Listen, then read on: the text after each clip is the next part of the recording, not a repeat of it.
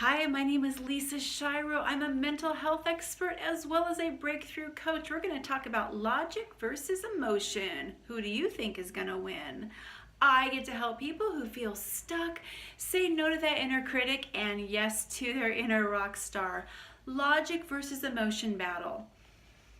If you guessed that emotion wins, yep, and guess what? It wins 100% of the time.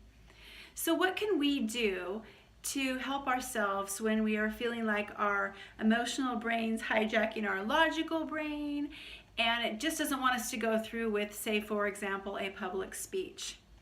So there are ways that you can kind of talk back to your brain. It works quite effective because one of the things that we know that the brain really listens to is you. What you say to yourself, what you tell yourself, both quietly and out loud, is way more important and listened to by your brain than what anything else it hears from anybody else. So when you are faced with situations or dilemmas, let's use that public speaking for example, I want you to instead not listen so much to like the heart racing, the armpit sweating, the nerves, all that stuff coursing through your veins.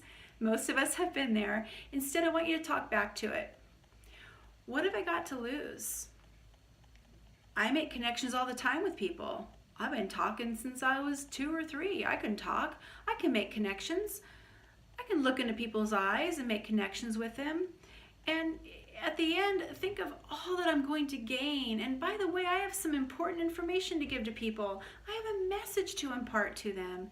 And that's why I have this opportunity to speak in front of people. Really talking back to your brain is very, very helpful. And by the way, every time you make connections, it helps you feel better, right?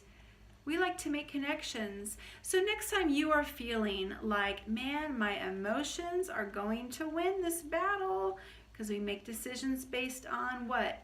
Emotions. We make decisions based on emotions. So when you are talking back to your brain, you're having to really get your imagination in gear, right? Got to kind of think about all the reasons why I should be doing this public talk, for example. And so just as your brain likes to think, your imagination loves to think big. So use that to your advantage. Use that to your advantage in those situations where you need to talk back to it. I hope this was helpful. Subscribe to this channel. Subscribe to these YouTube clips.